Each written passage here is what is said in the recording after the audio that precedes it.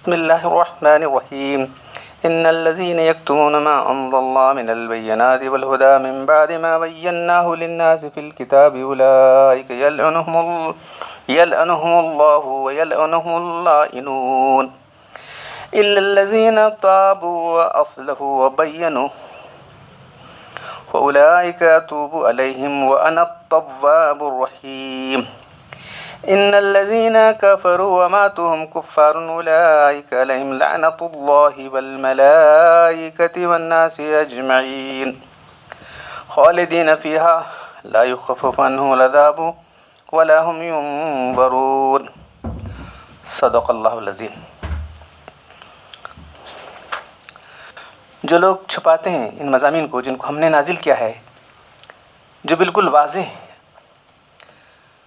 اور دوسروں کے لیے ہدایت کا ذریعہ ہے، اور اخفا بھی اس حالت میں کہ ہم نے مضامین کو کتاب الہی یعنی تورات انجیل میں نازل کر کے عام لوگوں پر واضح کر چکے ہیں، ایسے لوگوں پر اللہ کی لعنت ہے، اللہ لعنت فرماتے ہیں، اپنی رحمت خاصہ سے ان کو دور کر دیتے ہیں، اور دوسرے لوگ بھی لعنت کرتے ہیں جن کی اس فعل سے نفرت ہے، ان پر لعنت بھیجتے ہیں۔ مگر جو لوگ ان چھپانے والوں میں سے اپنی حرکت سے توبہ کریں اور جو اس فعل سے ان سے خرابی ہو گئی تھی آئندہ کے لیے اصلاح کر لیں، اور اصلاح کا طریقہ ہے کہ ان باتوں کو جو چھپایا تھا اس کو عام کر کے ظاہر کر دیں تاکہ سب کو اطلاع ہو جائے، اور ان پر لوگوں کو گمراہ کرنے کا بار نہ رہے۔ اظہار معتبر عند الشرع ہے کہ اسلام کو قبول کر لیں، کیونکہ اسلام نہ لانے میں نبوت محمدی کے متعلق عام طور پر یہ حق مخفی رہے گا۔ یہی سمجھیں گے کہ اگر نبوت محمدی اگر حق ہوتی تو یہ کتاب جاننے والے اہل کتاب کیوں نہیں مان لاتے؟ خلاصہ ہے کہ لوگ مسلمان ہو جائیں، اہل کتاب۔ تو ایسے لوگوں کے حال پر اللہ تعالیٰ متوجہ ہوتا ہے، ان کی خطاؤں کو معاف کرتا ہے، اور اللہ تعالیٰ کہتے ہیں میری تو بکثرت عادت ہے کہ میں توبہ قبول کر لیتا ہوں اور مہربانی فرماتا رہتا ہوں۔ جو لوگ ان میں سے اسلام نہ لائیں، ایسی حالت میں غیر اسلام پر مر جائیں، کفر مر جائیں، تو وہ لعنت میں، اللہ تعالیٰ کی لعنت میں، فرشتوں کی لعنت میں، آدمی سب کی لعنت ان پر برسا کرے گی۔ ان پر اللہ تعالیٰ کی لعنت ہوگی، فرشتوں کی، سارے انسانوں کی لعنت ہوگی، ہمیشہ اسی میں رہیں گے۔ حاصل ہے کہ جہنم میں ہمیشہ کے لیے داخل ہوں گے۔ ہمیشہ کا جہنم میں رہنے والا فیصلہ، خدا کی خاص رحمت سے دور بھی رہیں گے، اور ہمیشہ معلوم رہنا یہی ہے۔ اور ہمیشہ کی لعنت کے ساتھ یہ بھی ہے کہ داخل ہونے کے بعد کسی طرح بھی ان پر جہنم کا عذاب ہلکا نہ ہونے پائے گا، اور ان کو کوئی مہلت نہیں دی جائے گی۔ تو گزشتہ جو ایک بار اس سے پہلے بات آئی تھی مختصر محرم کے بارے میں تھی، تو بہت سے لوگوں نے سوال کیا کہ جو ہے یزید کیسا تھا، یزید پہ لعنت بھیجنا کیسا ہے، فلاں ہے، وہ ہے، بہت سارے باتیں۔ تو آج صرف یہ بات آپ کے سامنے لانی ہے کہ لعنت کے احکام کیا ہے، بہت تفصیل ہے، مختصر طور پر آپ کے سامنے بات آئے گی۔ تو لعنت کے معنی سمجھیے، کسی کو اللہ کی رحمت سے دور کرنا۔ اللہ کی رحمت ہمارا کیا اختیار ہے بتائیے؟ پہلی بات، انسان کا کیا اختیار ہے اللہ کی رحمت پر؟ سوائے اس کے کہ اللہ تعالیٰ نے بیان کیا ہے کہ فلاں لوگوں پر اللہ کی لعنت ہے، فلاں لوگوں پر اللہ کی لعنت ہے۔ اب جیسے یہاں فرمایا جو لوگ اللہ کے احکام کو چھپاتے ہیں جبکہ ہم واضح کر چکے، تو یہ اہل کتاب کے بارے میں آ رہا ہے، تاکہ ایک نبی ایسے پیدا ہونے والے ہیں، یہاں پیدا ہوں گے، وہ ہجرت یہاں کریں گے، ان کی پیٹھ پر مہر نبوت ہوگی، تو یہ لوگ چھپائے، جانتے بوجھ چھپاتے رہے، تو ان پر اللہ کی لعنت ہوئی۔ اب لعنت سے دور ہونا ہے تو ایمان قبول کرنا ہے اور بالکل اظہار کرنا ہے۔ بعض گناہوں کا وبال ایسا ہوتا ہے کہ اس پر ساری مخلوق لعنت کرتی ہے، وَيَلْعَنُهُمُ اللَّاعِنُونَ۔ قرآن نے لعنت کرنے والوں کو متعین نہیں کیا، کون لعنت کرنے والے ہیں؟ امام تفسیر مجاہد اور اکرمہ فرماتے ہیں کہ اس عدم تعین سے اشارہ اس بات کی طرف ہے کہ دنیا کی ہر چیز، ہر مخلوق ان پر لعنت کرتی ہے، یہاں تک کہ تمام جانور حشرات الارض بھی ان پر لعنت کرتے ہیں، کیونکہ ان کی بدعملی کی وجہ سے ساری مخلوق کو نقصان پہنچتا ہے۔ حضرت براء بن عازب کی حدیث ثابت ہوتی ہے، اس میں اللہ کے رسول صلی اللہ علیہ وسلم نے فرمایا کہ لائنون سے مراد تمام زمین پر چلنے والے جانور ہیں۔ کیا کسی معین شخص پر لعنت اس وقت تک جائز نہیں ہے؟ کسی معین شخص پر لعنت اس وقت جائز نہیں جب تک اس کے کفر پر مرنے کا یقین نہ ہو، یہ مسئلہ ہے۔ تو یہاں فرمایا وَمَاتُهُمْ كُفَّارٌ کے لفظ سے امام جساس، امام قرطبی وغیرہ نے یہ استنباط کیا ہے جس کافر کے کفر کی حالت میں مرنے کا یقین نہیں ہو اس پر لعنت کرنا جائز نہیں، کیونکہ ہمیں کسی شخص کے خاتمے کا یقین علم ہونے کا اب کوئی ذریعہ نہیں، اس لیے کسی کافر کا نام لے کر لعنت کرنا جائز نہیں۔ اللہ کے رسول نے جن کافروں پر نام لے کر لعنت کی ہے، آپ کو ان کی موت کا کفر ہونا اللہ کی طرف سے معلوم ہو گیا تھا. البتہ عام کافروں ظالموں پر بغیر تو ان کی لعنت کر سکتے. کافروں پر اللہ کی لعنت ہے, ظالموں پر اللہ کی نصرت کہہ سکتے ہیں. اس سے بات بھی واضح ہو گئی کہ جب لعنت کا معاملہ اتنا شدید ہے کہ کسی کافر پر بھی اس وقت تک لعنت جائز نہیں ہے جب تک کہ اس کا یقین نہ ہو جائے کہ اس کی موت کفر پر ہوئی ہے, تو کسی مسلمان پر یا کسی جانور پر کیسے لعنت جائز ہو سکتی ہے؟ عوام اس سے بالکل غفلت میں ہیں. خصوصاً عورتیں بات پر لعنت کے الفاظ اپنے استعمال کرتے رہتے ہیں. لعنت صرف لفظ لعنت ہی کے لیے نہیں ہوتی بلکہ اس کے جو ہم معنی الفاظ ہیں, اللہ تجھے مردود کر دے, راندہ درگاہ ہو جائے. تو اللہ کے رسول صلی اللہ علیہ وسلم جو ہے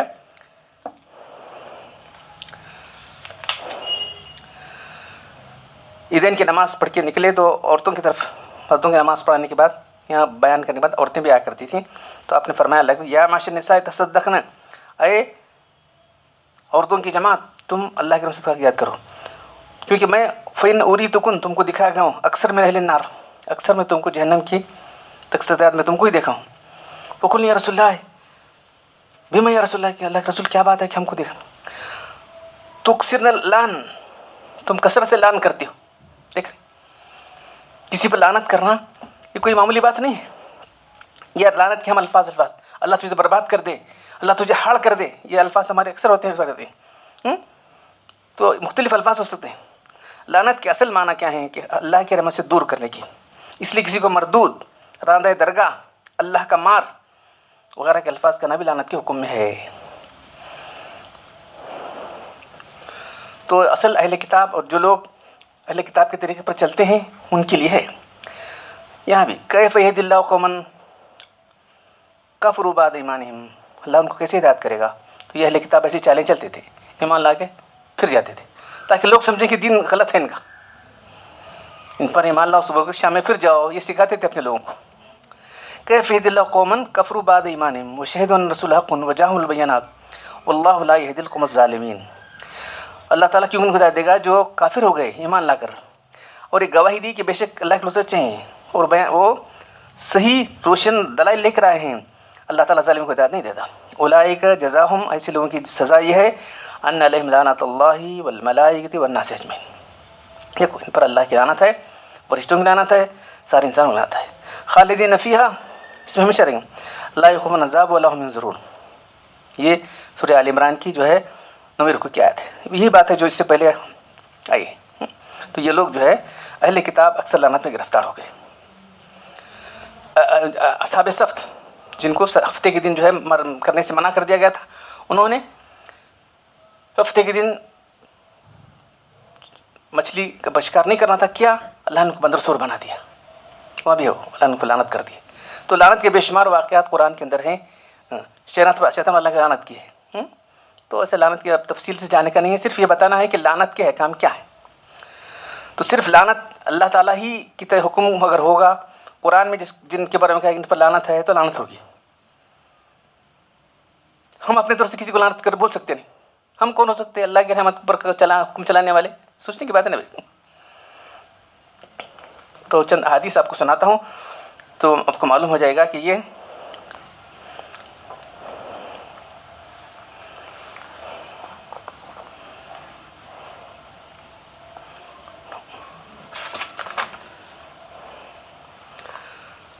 ان ابی ہریرہ رضی اللہ تعالیٰ عنہ ان رسول صلی اللہ علیہ وسلم قال لا ينبغي للصدیق ان يكون لعانا. حضرت ابو ہریرہ رضی اللہ عنہ سے روایت ہے کہ اللہ کے رسول نے فرمایا صدیق کے لیے جائز نہیں ہے کہ وہ لعنت کرنے والا ہو. صدیق جو قول و فعل, جس کے قول و فعل میں تضاد نہیں ہے, نبی قول کو بغیر دلیل کی وجہ کے مان لیتا ہے, نبی کی بات کی وجہ صدیق کا ہے. اللہ کے رسول مرتبہ ابو صدیق کے پاس گئے تو آپ نے دیکھا کہ وہ صدیق اپنے غلام کو جو ہے لعنت کر رہے تھے. کہا صدیقین واللعنین, صدیق ہو کے یہ لعنت کر رہے ہو. تو فوراً اللہ کو جو ہے ہوش آ گیا اور کہا اللہ کے رسول یہ بھی آزاد ہیں, ان کو آزاد کر دیا آپ نے. تو لعنت کی 2 قسمیں ہیں. ایک قسم کا کفارے کے ساتھ خاص ہے, کفار کے ساتھ ہے. اب ذرا سا تفصیل جانا ہے. لعنت کے معنی ایک تو بد دعا ہے, دوسرا آدمی خبر دے رہا ہے. لعنت ایک مطلب یہ ہے کہ شخص بد دعا کر رہا ہے کہ اللہ اس کو اپنی رحمت سے دور کر دے. اس طرح بد دعا کرنا بالکل نامناسب ہے اور بہت بخل ہے. اللہ کی رحمت بے انتہا وسیع ہے. اس شخص کو نکالنے کی، یہ شخص اس کو نکالنے کی کوشش کر رہا ہے. ضرورت تھی کہ سب کو اللہ کی رحمت میں لیتا. ہاں، یہ اس کو نکالنے کی کوشش کر رہا ہے، اس پر اللہ کی رحمت، تجھے اس پر لعنت ہو. لعنت کا دوسرا مطلب یہ ہے، لعنت بھیجنے والا خبر دے رہا ہے. دو چیزیں ہیں، ایک تو لعنت بد دعا ہے، دوسرا خبر ہے. فلاں شخص اللہ کی رحمت سے خارج ہو چکا ہے، یہ بھی بڑا جرم ہے. یہ کیسی خبر دے رہا ہے؟ اس کو کیا معلوم اللہ تعالیٰ نے اس کو اپنے رحمت سے اس آدمی کو خارج کر دیا ہے. ہاں، اگر کچھ کفر مرا ہے تو یہ یقین کہہ سکتے ہیں کہ اس پر اللہ کی لعنت ہے. جب تک اس کے کفر مرنے کا یقین نہ ہو ہم نہیں کہہ سکتے. لعنت کی دو قسمیں ہیں. لعنت کی دو قسمیں، ایک قسم کفار کے ساتھ خاص ہے، وہ یہ کہ آدمی اللہ تعالیٰ کی رحمت سے بالکل نکل جائے، رحمت سے دور ہو جائے. یہ صرف کفار کے لیے ہے. اس طرح لعنت کسی مسلمان پر بھیجنا حرام ہے. سمجھا؟ لعنت کا دوسرا مفہوم یہ ہے کہ ایک شخص مثلا اللہ کی رضا سے دور ہو جائے، اس کی قرب سے دور ہو جائے، اللہ کے پاس جو درجہ اس کا تھا وہ گر جائے،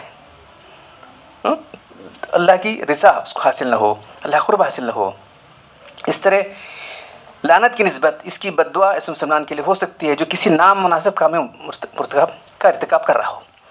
صحابہ کرام، علماء، اولیاء کے کلام میں اگر لعنت کا لفظ آیا ہے تو اس لعنت سے مراد علماء نے لکھا ہے کہ مرنے کے بعد کسی لعنت بھیجنا کفر پر مرتفع ہے. اگر وہ یقین کفر مرا ہے تو لعنت بھیجنا جائز اور ممکن ہے، لیکن ضروری نہیں. کسی کافر پر لعنت بھیجنا کیا ضروری ہے تم کو؟ اگر فرض ہو ضروری نہیں، لیکن اس کی موت کفر پر نہیں آئی ہے تو اس مرنے والے پر لعنت نہیں بھیجی جا سکتی. یزید پر لعنت کا مسئلہ بھی اسی طرح ہے. اس کی موت کفر پر یقینی نہیں ہے تو لعنت بھیجنا بھی جائز نہیں. یہ جمہور کا مسلک ہے. وعن ابي الدرداء رضي الله تعالى عنه قال سمعت رسول الله صلى الله عليه وسلم يقول ان اللعانين لا يكونون شهداء ولا شفعاء يوم القيامة. ابو الدرداء رضی اللہ تعالیٰ عنہ کہتے ہیں کہ میں نے نبی صلی اللہ علیہ وسلم کا فرمان سنا کہ جو لوگ لعنت کرنے والے ہیں قیامت کے دن گواہ نہ بنائے جائیں گے اور نہ شفاعت کریں گے. یہ امت ساری امتوں پر گواہ بنے گی. تو کون شہداء علی الناس، سارے انسانوں پر گواہ بننے والے، وہ یکون رسول علیکم، رسول ہم پر گواہ بننے والے. تو یہ جو فریضہ ہے، یہ جو منصب ہے شہداء کا، اسے خارج کر دیے جائیں گے لوگ.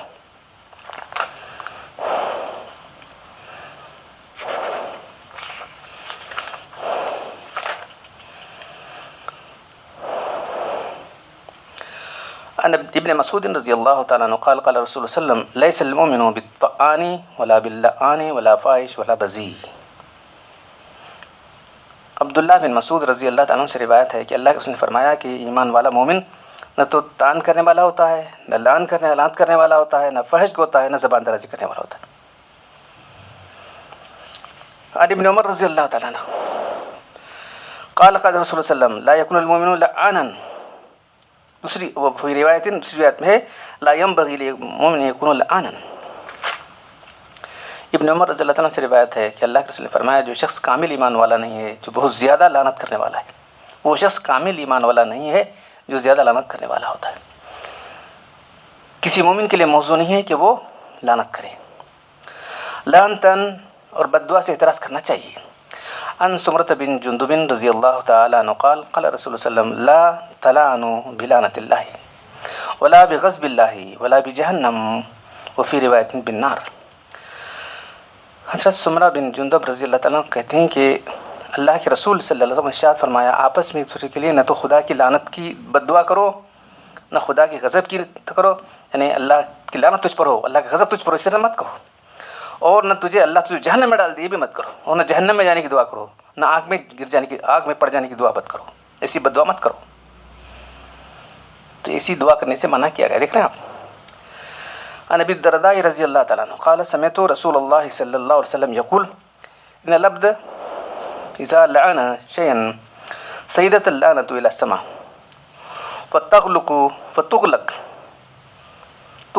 ابواب السماء دونها ثم يهبط الى الارض فتغلق ابوابها دونها ثم تاخذ يمينا وشمالا فاذا لم تجد مساقا رجت الى الذي لعن فإن كان لذلك أهلا وإلا رجت إلى قائلها.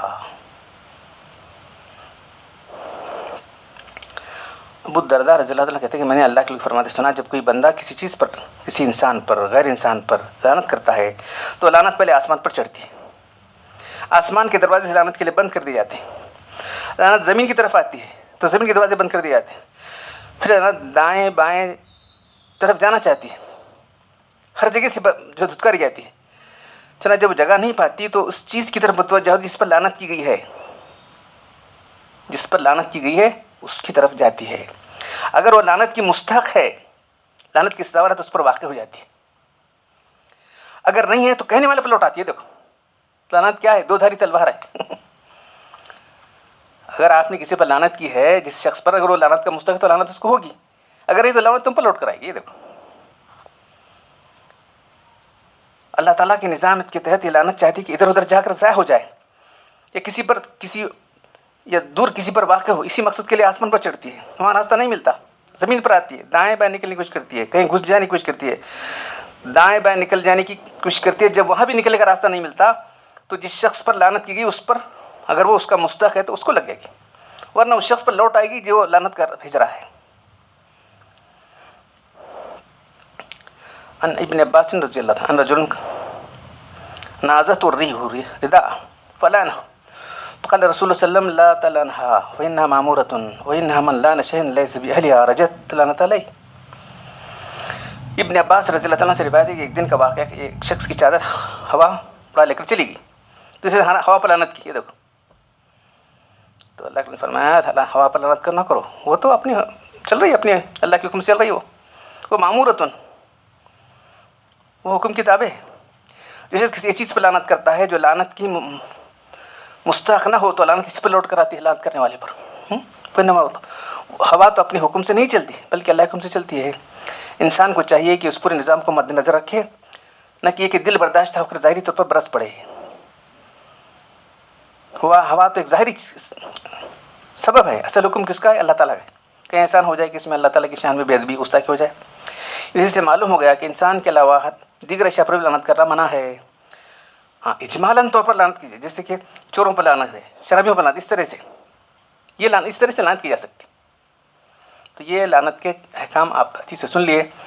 تو اب جو ہے بہت سے لوگ یزید پر لعنت بھیجنے کے بارے میں دریافت کرتے رہتے ہیں. تو کتاب توضیحات جو مشکات کی شرح ہے، اس میں جو ہے علماء کے اقوال لکھے ہوئے ہیں. یزید پر لعنت بھیجنے کا حکم کیا ہے؟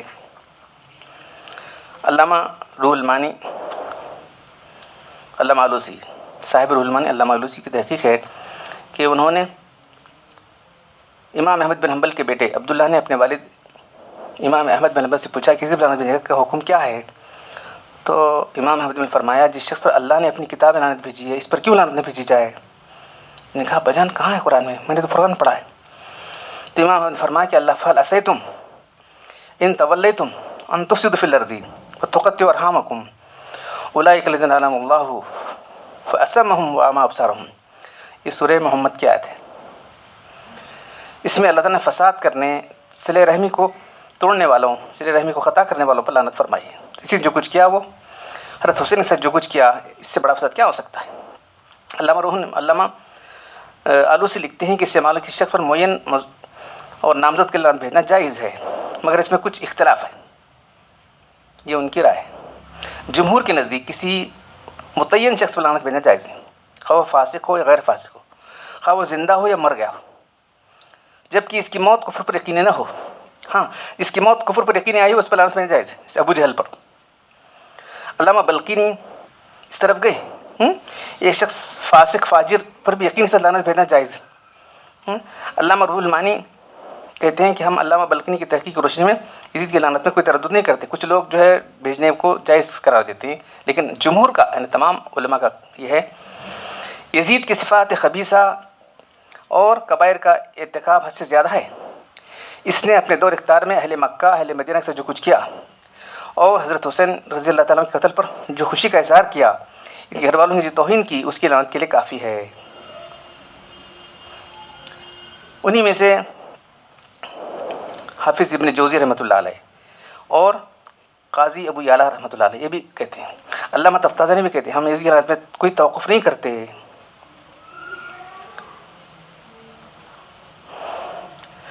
اس پر اور اس کے ایوان انصار پر اللہ کی لعنت ہو.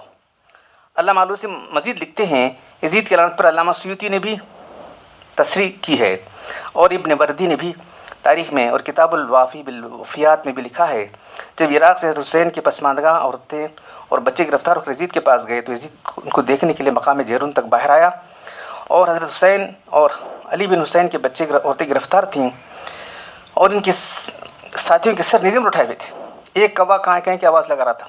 اس پر یزید نے اشعار پڑھے، لما بدت تلک الحمول و اشرفت تلک الروس علی شفا جیرون، جب یہ سواریاں قریب آ کر نمودار ہو گئیں، مقام جیرون کے لانے پر نزے اٹھائے ہوئے سر آ گئے، تو ایک کوے نے نحوست کی آواز دی، میں نے کوے سے کہا کہ تو بولے نہ بول، ہم نے رسول سے اپنے مقتولین کا بدلہ لے لیا۔ اگر یہ بات اس کی طرف منسوب جو بات کی جا رہی ہے، یہ اشعار اس کی طرف اگر صحیح ہیں تو یزید کافر ہے، اگر صحیح ہیں تو یہ بات ہے۔ بہرحال جمہور علماء اہل سنت کا یہ موقف ہے کہ یزید کا کفر مرنا یقینی نہیں ہے، اس لیے اس پر مرنے کے بعد لعنت بھیجنا جائز نہیں ہے۔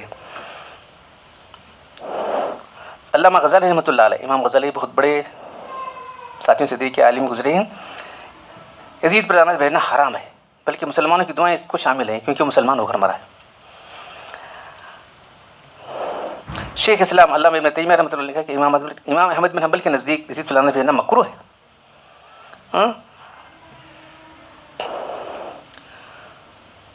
علامہ آلوسی رحمۃ اللہ نے اس پورے اختلاف کا خلاصہ اپنی تفسیر لکھنے کے بعد یہ لکھا ہے، یزید کے بارے میں کہا جاتا ہے کہ بعض حضرات یزید کے بارے میں کہتے ہیں کہ مسلمان ہے، اس پر لعنت بھیجنا صحیح نہیں ہے، تاہم اہل بیت کے بارے میں معصیت کا مرتکب ہے، اس کا مجرم ہے، ایک بات۔ دوسرے طرف یہ کہنا ہے کہ یزید مسلمان ہے مگر کراہت کے ساتھ اس پر لعنت بھیجنا جائز ہے۔ تیسرا طبقہ کہتا ہے کہ یزید کافر اور ملعون ہے، اس پر لعنت بھیجنا جائز ہے۔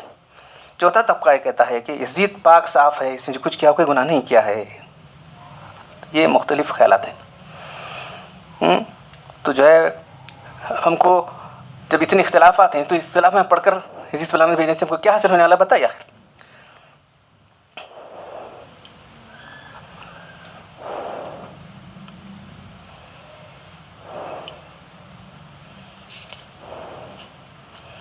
علامہ رونانی کی تحقیق ناظرین کے سامنے ہے، سامعین کے سامنے میں رکھ دی، اس پر کسی تبصرے کی ضرورت نہیں، البتہ دو بات میں اشارہ کر رہا ہے کہ مرنے کے بعد کی لعنت بھیجنا نہ بھیجنا اس مطالعہ شخص کے خاتمے پر مبنی ہے۔ اگر وہ شخص کفر مرا ہے تو لعنت جائز ہے، اگر ایمان پر مرا ہے تو لعنت جائز نہیں۔ جمہور امت اسی پر قائم ہے کہ یزید کا خاتمہ کفر پر یقینی نہیں ہے، لہذا لعنت بھیجنا صحیح نہیں ہے۔ دوسری بات ذہن میں رکھنا چاہیے کہ جس شخص کے کافر ہونے اور نہ ہونے میں علماء کا اختلاف ہو جائے تو اس شخص کا فاسق فاجر ہونا ہو سکتا ہے، یزید کا عملہ ایسا ہی ہو، اس کی نظر پیش کیا سکتی ہے، اس کے کام ایسے ہیں۔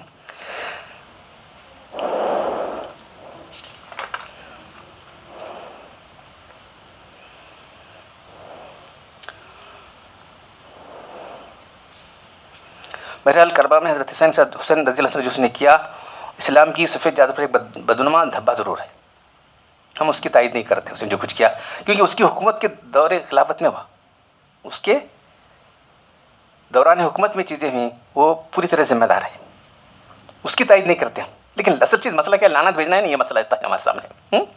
اب پھر کربلا کا سارا واقعہ حسین کی شہادت وہ نہیں پیش کر رہا ہوں میں آپ کو۔ بہرحال کربلا میں حضرت حسین سے جو کچھ کیا گیا وہ اسلام کی سفید چادر پر ایک بدنما دھبا ہے، جس سے یزید بری الذمہ نہیں ہو سکتا، نہ آج یزید ہے نہ اس کی حکومت ہے، قتل حسین کا خون اس کی گردن پر ہے، جیسا کہ علامہ اقبال نے کہا، قتل حسین اصل میں مرگ یزید ہے، اسلام زندہ ہوتا ہے کربلا کے بعد۔ تو صرف یہ بات آپ کے سامنے آنا تھا کہ جو ہے کچھ لوگوں نے لعنت کرنا، اس کو تبرہ کہتے ہیں، تبرہ بازی، اس کو اپنا دین کا ایک شعبہ بنا رکھا ہے، دین کے ارکان جیسے ہمارے پاس ہے نماز روزہ حج زکوٰۃ، کہ کر دے جا، ہم بچپن سے سکھاتے تھے، کہ کلمہ کر نماز کر، دے زکوٰۃ دے، جا حج کو جا۔ تو یہ تبرہ جو ہے ان کے دین کا ایک شعبہ ہے، دین کا ایک رکن ہے لوگوں کے، تو یہ ہمارے دین کا شعبہ بھی نہیں بن سکتا، جہاں تک اسے احتیاط کرنا ہے ہم لوگوں کو۔ تو بہرحال جو ہے قتل حسین اصل میں مرگ یزید ہے، اسلام زندہ ہوتا ہے کربلا کے بعد۔ ہم یزید کی تائید کر کے اس کی تعریف نہیں کر رہے ہیں، اس کو رحمۃ اللہ علیہ بھی نہیں بول رہے ہم لوگ، لعنت اللہ بھی نہیں بول رہے ہم لوگ، ہم کو خاموش اختیار کرنا ہے۔ کیا کل اللہ تعالیٰ پوچھے گا کیا ہم کو، تم رئیس برآمد کیوں نہیں بھیجے، پوچھے گا کیا؟ ذرا غور کریں آپ، کل اللہ تعالیٰ سوال ہونے والا ہے کیا؟ بولو نہیں تو کیوں خام اس کے پیچھے پڑے ہم لوگ؟ تو کچھ لوگ جو ہے بڑے بڑے جو ہے جلسے کر کے تبارہ بازی کرتے ہیں، وہ بھی غلط ہے، اور کچھ لوگ جو ہے اس کی تعریف کی پل باندھ رہے ہیں۔ اتنی چیزیں موجود ہیں، اتنے حقائق موجود ہیں، میں شاید اس کے کربلا کے واقعے موجود رہنے کے باوجود بھی اس کی کوئی مدح نہیں کر سکتا، اس کی تائید نہیں کر سکتا. تو اعتدال کا جو راستہ ہے وہ اختیار کرنا ہے. افراط تفریط سے بل کر چل رہا ہے، تو یہ افراط تفریط چل کے یہی ہے کہ خاموشی اختیار کی جائے. جو واقعہ ہوا ہے بس، نہ عزیز پہ لعنت کی جائے نہ رحمت بھیجی جائے. اللہ تعالیٰ مجھے آپ لوگوں کو دین کے صحیح نقطۂ نظر اعتدال پر قائم رہنے کی توفیق عطا فرمائے. افراط سے بچ کر کا جو راستہ ہے اسی پر چلنے کی توفیق دے. وآخر دعوانا الحمد للہ رب العالمین.